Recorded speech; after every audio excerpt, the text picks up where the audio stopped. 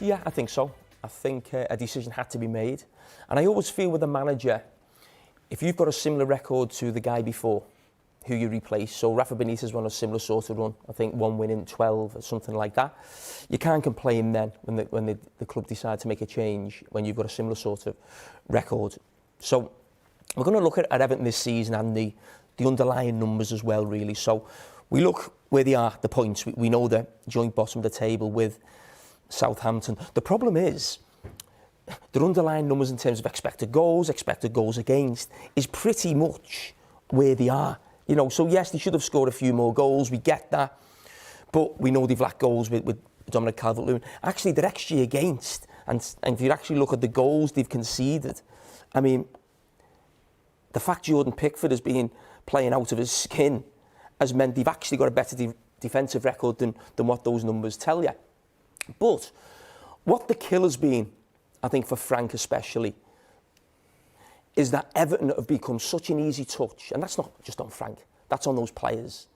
Those players, for me, that group of players is not good enough. We know that, that's obvious.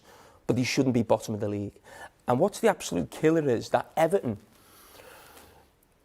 who I always associate from when I was a child and when I played against them as being a tough place to go, uncompromising, aggressive, they're an easy touch. They're the easiest touch in the Premier League. If you're on a bad run, you want to play Everton. And these stats bear it out. So they lose to West Ham at the weekend. West Ham are in a horrendous run. One of the last 8 who they beat Everton. Wolves won 2 of the last 10, Everton and West Ham. Bournemouth on a horrific run. The only one game they've won was Everton, and Southampton exactly the same. So when you're on a bad run, you want to come up against Everton. So there's no doubt about that. Now, I've just said it was right to change the manager. But nobody knows a football club better than their own supporters. Their own supporters haven't got banners in the crowd for Frank Lampard. They've got them for Farhad Moshiri and the board. And I said on this programme about 6 to 12 months ago, Everton are the worst run club in the country. And it wasn't a flippant remark, I believed it. And I'm not saying that as an ex-Liverpool player. I'm saying it as an ex-Everton fan. And when I made that comment, Everton got in touch with me. And I actually admired it, that they were almost on the front foot trying to defend their club. And I thought, well, OK, fair enough. We say things in the media and sometimes people come back at you. But I didn't think I was wrong when I said it then, and I'm not wrong when I said it now. So you start with the owner, Farhad Moshiri. He doesn't know what he's doing, but he's got a lot of money. And he's put a lot of money in. He's put a lot of money in. He's got a very unhealthy relationship with Keir Abshin, who I think that partnership has caused a lot of problems at Everton.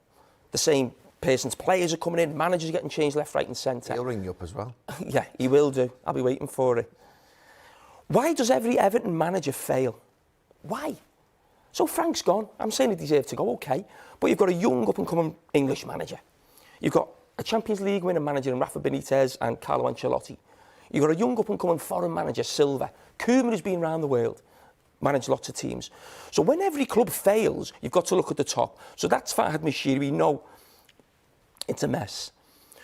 But the big problem as well at Everton, there's a massive divide between Farhad Moshiri, Bill Kenwright and Denise Barrett-Baxendale. Everybody knows that. Everyone in the city, everyone around the club. And I actually look at it and think, what is the role of Bill Kenwright and Denise at that football club? It's not financial, it's not. And the owner is not listening to them. He does his own thing. He pays the money. He's very rarely there as well. I think that was his first game, wasn't it, since October 21? Yeah, but my point is, if they're there for expertise, they're not listening to him. So from that point of view, what's the point in them being there? The other thing I want to get to is what happened last week at Goodison.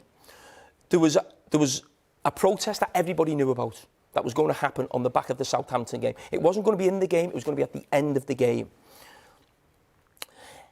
Everton's board put out a statement saying there'd been threats, and I'm not denying that. And if that is true, that is bang out of order.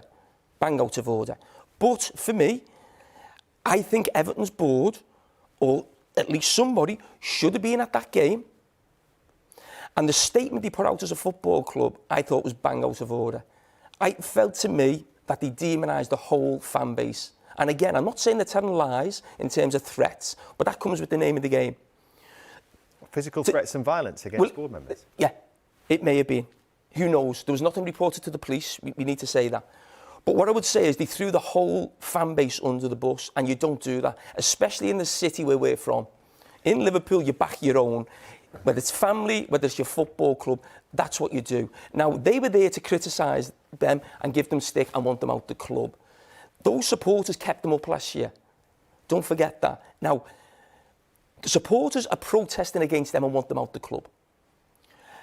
They felt they couldn't go to that game. On the back of putting that statement out, I don't know how they go back to the game or go back to Goodison. Because Frank Lampard's gone, yes. But them banners aren't going anywhere until those people have left the club. And I think until there's serious change there, they're not going to get the fans back on side. And it was the fans who kept them up. I agree with 99.9% of everything he said there, but I think you've got to be careful because they were actually asked not to go to the game. That's what the statement said. Now, to be fair, if that's a lie, that's a lie. But I don't believe that would have been. That could have been a threat against them that they were warned by the police not to go to the game. And to be fair, if that's happened, then there is a line there. You don't put that statement out against your own supporters. The statement said, Jamie, the statement said our board of directors has been ordered not to attend a match on safety ground. I don't think that demonised the fan base at all, to be honest with you. They threw their own fans under the bus. No, I don't think they did that. They did. I don't think they didn't need to put that statement out. Whether one went or they didn't go or whatever they didn't do, you don't put that statement out and allow every other supporter in this country to look at Everton supporters. No, I don't think and they did basically that. tar them over the same brush. People understand the passion of Everton fans. Every fan. No, but people understand the passion. What's what Everton fans here? People understand, having been to Goodison Park, you've been going for 30 odd years, I've been going for 25 years, played there. Look, we know how passionate Everton fans are. And to be fair, there'll be Everton fans who will feel let down by the fans who threatened or violence against the owners. So I don't think they demonise. I think that's a bit of a smokescreen, red herring, whatever you want to call it. For me, the bigger problem with the owners is the actual lack of football management. I've said it about my club, Manchester United. If after a 6-7 year period, you have sustained failure and embedded misery for the fans, at that point you've got to start looking above the football staff and the coaching staff. You've got to start looking at the very top. And they've got to get it right because it's too big a football club. Everton is a massive football club. We've seen what's happened with Newcastle in the last 12 months since they've obviously got new owners. People will question whether those owners are right or not, but that's another matter. However, the Newcastle fans are back on board again. They're buzzing again to go to football matches. I've been now on Sky for 11 years. They're buzzing because Mike Ashley's gone. But they're also buzzing because they've got great footballers again. They're winning matches and they're just... And that comes from Mike Ashley not being there. Yeah, that's what I'm saying to you. So my point is at this moment in time, Mashiri's going to have to either get it right and get a winning football project, or he's going to have to somehow remove the club. They're building a new stadium, apparently. We've had 6 managers. We've also had 3 directors of football as well. So that suggests they're trying to at least steer it in the right direction. It's Kevin Thelwell right now. They're getting it massively wrong, Dave. Sorry for interrupting there. What you've just said there doesn't show they're trying to move in the right direction. It shows they haven't got a clue what direction they're going in. Okay, so what they're going to do next? No, Dave, they've struggled badly on how to run a football club in terms of, the flirting from Koeman. You look at this graphic here, they've moved from different styles of managers. They've moved from sort of, if you like, they spent money with them all if you look at the actual money on the right-hand side. But you're going from Koeman to Allardyce, then you're going from Ancelotti to Benitez, then you're going to Lampard. You're moving back and forward from different styles. You're sort of, if you like, one end of the spectrum to the other.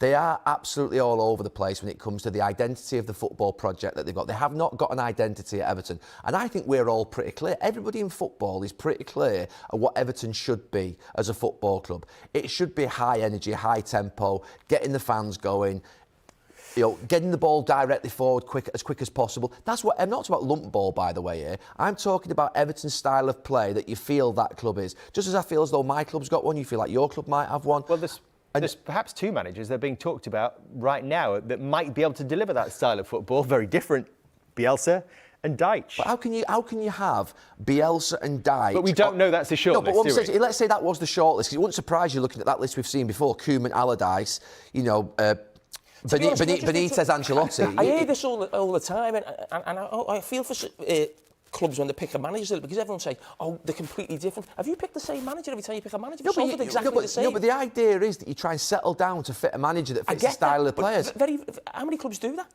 But a lot of clubs... No, they don't. We've got two clubs tonight. Tottenham go from a footballer manager to a pragmatic manager. No, but my point is a lot of clubs that are run well, and we don't think they're particularly doing well, do we? Tottenham won the trophy for how many years? Name me a club who do that. What do you mean, name me a club that do that? Man United never did it. Pardon? They went with Jose and David Moyes. No, and I was critical of them. OK, well, name me one that does. You told me for Manchester United should go with Conte again, and I said, no. I didn't.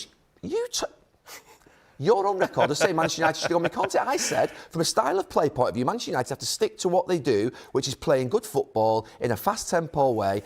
Clubs have to pick an identity, pick a group of players that fit an identity, and then bring a coach in that fits that style. That's the ideal scenario. I'm not saying you always get it right, but Everton have moved from one end of the spectrum to the other.